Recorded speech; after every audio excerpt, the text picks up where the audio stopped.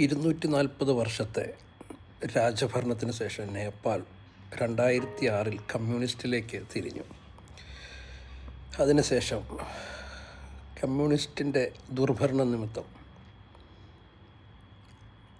അല്ലെങ്കിൽ അവിടെ ജനാധിപത്യം വന്നതിന് ശേഷം അവരുടെ ദുർഭരണ നിമിത്തം 2025 ജെൻസി ഇറങ്ങി അതങ്ങ് താഴെ ഇറക്കി കളഞ്ഞു. ശ്രീലങ്കയിലും ഇതേ കാര്യങ്ങൾ നമ്മൾ കണ്ടതാണ്.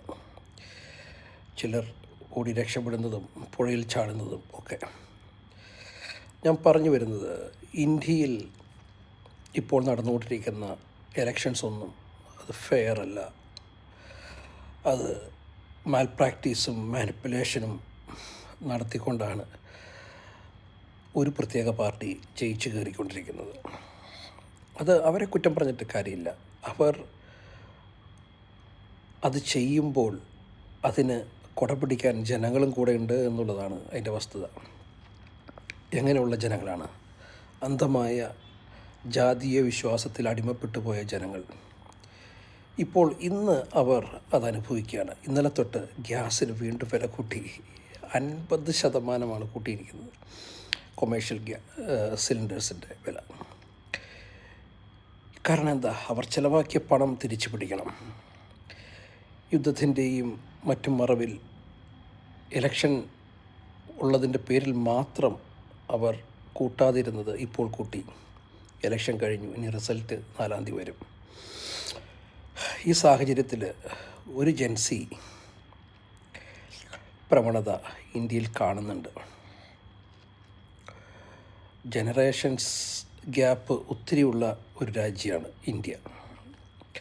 കാരണം നിങ്ങളൊരു 50 വയസ്സ് കഴിഞ്ഞവരിലേക്ക് നിങ്ങൾ നോക്കിയാൽ അവർക്ക് കോൺഗ്രസിൻ്റെ ഭരണവും കോൺഗ്രസിൻ്റെ കാലഘട്ടവുമായിരിക്കും ഏറ്റവും താല്പര്യമുള്ളത്. അതേസമയം